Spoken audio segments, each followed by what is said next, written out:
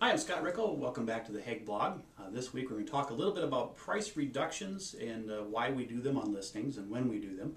To start off, first of all, when we price a house to begin with, when we do our market analysis, we usually take a kind of a backward look at recent pricing trends. We'll look up several comparable properties that are similar to the subject property in most respects and see what they've sold for recently and see how they compare to the subject property, just to make some adjustments up or down. So we start by looking backwards to see what some recent history shows us the house might be worth, but then also when we go on the market, we also look at what houses we will be competing against. And so it's kind of a 50-50 look at things just to start with, a backward look, and then look around you to see what you're competing against if we go out on the market today. That gives us our initial listing price. After that, let's say we have our subject property listed at $100,000. Now we've been on the market for 3 to 4 weeks, and then suddenly 3 other competing listings come out that are very similar to the subject property, but they're all asking $89,000.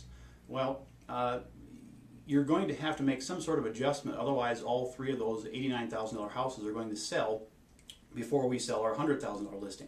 Now, kind of a common misconception, a lot of people think, well, why can't someone just make me an offer? Why do I have to reduce my price? Well, they don't have to make you an offer because there's other inventory out there at $89,000. They're just going to be happy buying those, knowing that it's the same house or similar enough to your $100,000 house. They don't have to make you an offer. They're going to buy those 3 off the inventory before they even consider the $100,000 unit. So it doesn't always work that way. People aren't usually willing to make a low offer just when there's other competing properties that'll do the same job for them. So that's why we do a price reduction, and of course when is up to the motivations of each individual seller.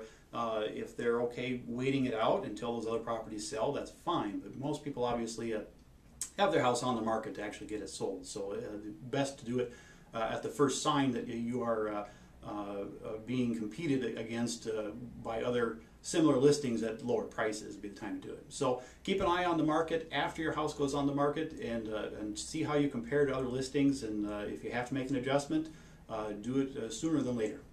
Thanks for tuning in.